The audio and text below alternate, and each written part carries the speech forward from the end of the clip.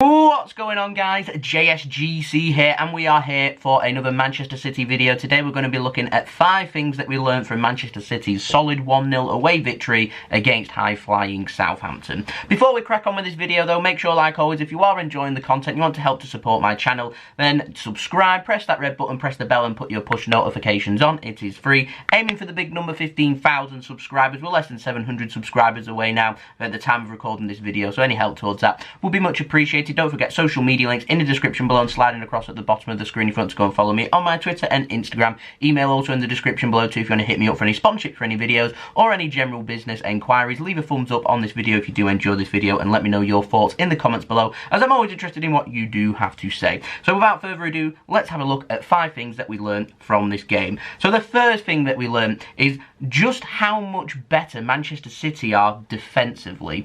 Aymeric Laporte, who in my opinion on his day is Manchester City's best central defender, isn't in the side. He can't get into the side.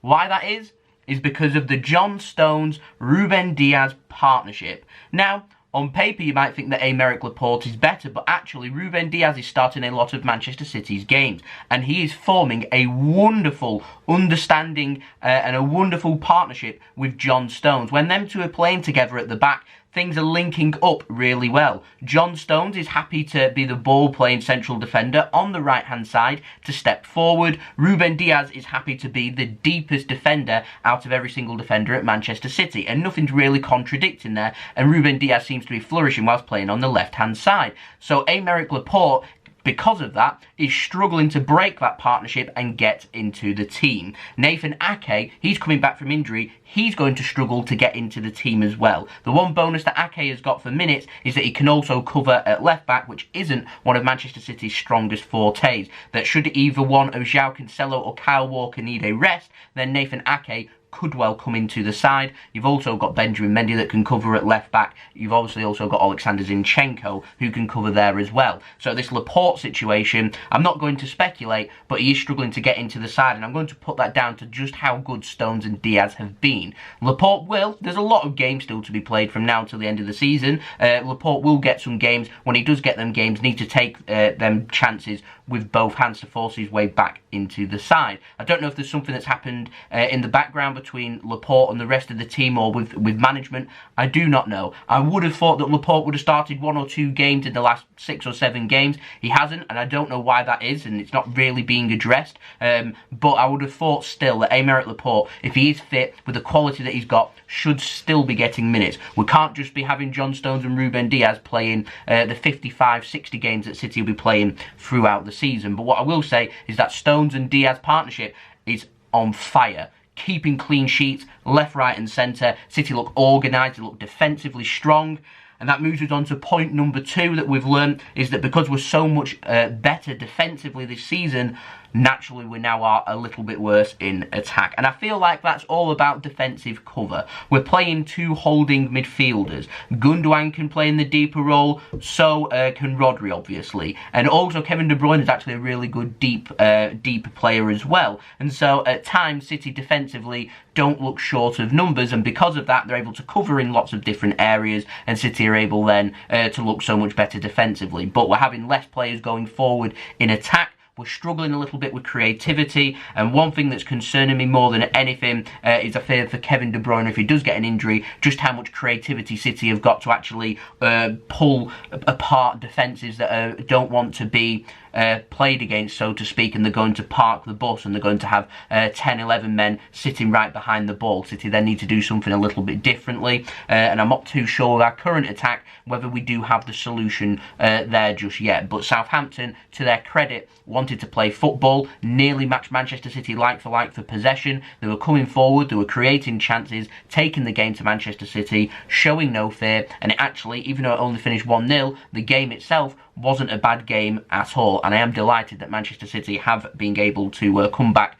and pick up the 3 points, because you mark my words, this is a fantastic 3 points for Manchester City. What's important now is that we do build on this victory. The one thing though I will say, the 2 holding midfielders, I think Pep needs to find a solution as to when City play them 2 holding midfielders. If a team's going to attack us, and they're going to take the game to us like Southampton, I have absolutely no problem with us playing 2 holding midfielders, being clinical in front of goal and defending our lead. I have no problem with that whatsoever. In fact, I would like Manchester City to be able to do that. In my opinion, being able to win the big trophies like the Champions League, you need to be solid at the back, and I feel like City are getting there or thereabouts. However, there's some games where we don't need 2 holding midfielders. West Brom's a good example. Burnley are another good example. I think Newcastle's another good example. These are teams that are going to sit back. They're going to sit deeper. They're going to be sending lots of balls forward in the air. So City need to be strong physically with dealing with headers and second balls, and also on set pieces as well, and being able to defend them. However, these teams aren't going to come forward with too many men, and so for Manchester City, I think it's more important that we try and look for ways to break apart these defences, and we're looking for ways to try and score 2, 3, 4 goals in these games against these teams, and being able to break them apart. And playing 2 holding midfielders will not do that, because we're an attacker short. So I would probably take, I said it yesterday on my live stream, I'd be tempted to then, if that was the case, like in our game against Newcastle, I'd take Rodri out, put Gundogan defensive midfield, because that's more positive in my opinion, and put someone like Phil Foden through the middle with a little bit more pace, and having playing behind the striker, let De Bruyne kind of merge to the left, merge to the right, and let him put the balls into the box and see what happens there, and just having that extra option, because defensively it helps us having 2 holding midfielders. If teams aren't going to attack, then we don't need to be as strong at the back. We do though need to be stronger offensively, and sending that extra forward in would really help our cause, and the obvious situation there is holding midfielders is where I'd sacrifice. Now, third thing I learned from this game is our attack's looking a little bit frail. Ferran Torres is young, he's going to need time, but I feel like him and everybody else in the City attack needs to really up their game. I'm delighted that Raheem Sterling managed to get his goal yesterday, but he needs to be more deadly in front of goal and improving his game. And I'm not just pointing at Ferran Torres and Raheem Sterling. I'm looking towards Riyad Mahrez too. I'm looking at Gabriel Jesus. I'm looking at when Sergio Aguero comes on, he's making it happen as well. And City just need to be all-round stronger in attack. When they're having shots, these shots aren't going flying over the bar. They're controlled shots that are going on target and challenging the keeper. Gundogan's a good example from yesterday, having his shots. One shot right in the top corner on target, and it was a fantastic shot, and it tested the goalkeeper. City do have the ability, and they need to be improving on making sure that their shots are on target, and that they are challenging the goalkeeper, and we're putting ourselves in a situation where we can score goals rather than just having a shot and it going flying over the bar. So I think that's where City really need to up their game. I feel like with Pep Guardiola and how we're approaching a game, I feel like Pep is saying to the attack that they need to be more clinical in front of goal. He's happy with how we're playing. When City are creating their 7, 8 opportunities in the game, we need to be having 4 or 5 of them on target and coming away with 2 or 3 goals is what I think Pep's trying to get at. So I feel like City just looking a bit weaker in attack. Whether that means dipping into the market maybe in January and bringing in another attacker to help with that remains to be seen. If I'm honest, I'd be looking for quality, I'd be looking to spend big, and I don't see City doing that in January. So I feel like the players that we have got need to really up their game, then at the end of the season address that creative midfielder and a striker, 2 areas that I feel like City definitely need to improve on. And that moves us nicely on to point number 4. Everyone speaks about strikers. I feel like we're really short on a creative midfielder, is what I've learned from this game. David Silva, there's a big hole in Manchester City's midfield, and albeit David Silva wasn't at his fantastic best over last season, we did start to see the decline, unfortunately, of David Silva. Take nothing away from him though, he's been an amazing servant at Manchester City, one of the best players that has ever graced the Manchester City shirt.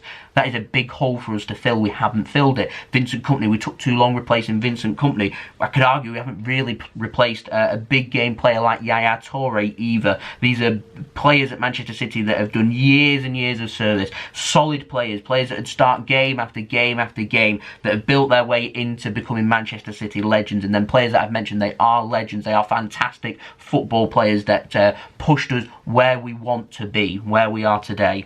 And we're just stalling a little bit when it comes to the market and replacing these players, which is, it's poor. I'll be honest, I think it's pretty poor. Now, the fifth thing that I've learned from this game, Bernardo Silva. Thought he had a very good game for Manchester City, and that makes me feel a lot better for the right wing. I purposely didn't mention Bernardo Silva in them attackers because I've put my own little segment here on Bernardo Silva. I felt like he looked stronger on the right wing than he did through the centre, so if City want to pursue Bernardo Silva being a winger instead, I'm happy for them to do that. I do think that Bernardo Silva does have some games where he's a little bit quiet, other games that really suit him. When teams are taking the game to when teams are taking the game to City, I feel like Bernardo Silva is a very useful player to have on the wing. So for example, Arsenal may be struggling, but they will on Tuesday evening take the game to Manchester City. Bernardo Silva's got a good record of scoring against Arsenal, particularly at the Emirates Stadium. He'd be starting on the wing. He causes problems against Arsenal. It works. Yet, go against Newcastle, you need someone that's going to be really deadly in front of goal that's going to help. And then if Sergio Aguero's fully fit, he likes scoring against Newcastle, he'd be starting. And it's all about finding the right mix and playing the players that are right for the game and how them teams are going to approach the game. And Pep has enough experience to be able to address that and be able to do that and find out which players are key to unlocking defences and which players are key if we want to play on the counter-attack if teams are taking the game to us. We've got 3 substitutes. Pep, he doesn't like using them 3 substitutes. He's been calling all season for 5 subs. He's not even been using the 3 subs. We're playing every 3 or 4 days. I would have thought he'd have been utilising them substitutions, and he needs to realise that if things aren't working or he needs to change it up a little bit, he needs to do what Roberto Mancini used to do really well. If he realised something wasn't working, he'd change it up before half-time. And Pep needs to realise that if how City are performing, if it's not quite to what he's looking for or he's noticing something where we look a little bit vulnerable, change it. Change it immediately, get it sorted. If that means taking someone off, making them big calls and putting somebody else on, go and do it. Look at Bayern Munich, substituted Leroy Sané on in the first half. By the second half, he'd been substituted off. Not happy with his performance. Statement sent out to Leroy Sané. Manchester City need to be ruthless, more decisive. I'm happy with the 3 points. Lots to improve on. Also, lots of positives to take from the game. We'll be back again doing a live stream for the Arsenal game Tuesday evening, 8 PM GMT. I'll see everyone for the Carabao Cup quarter-final. And then we'll be back again for the Premier League next weekend, Boxing Day. Manchester City at home against Newcastle. We picked up a solid 3 points away on the South Coast against Southampton. We need to build on that. We need to be picking up 3 points against Newcastle at home. We'll, of course, be covering them games, so I'll see you all very soon. So I've been JSGC. I hope everyone has a wonderful rest of their day. Thank you, everyone, for watching. Don't forget to like, comment, share, subscribe. 15k subscribers on the horizon. Any help towards that would be much appreciated. Social media links in the description below and sliding across at the bottom of the screen. Email also in the description below too. If you want to hit me up for any sponsorships for any videos or any general business enquiries. As it is, I'm happy right now. I'll see you all again very soon. So I've been JSGC. Peace. Ciao.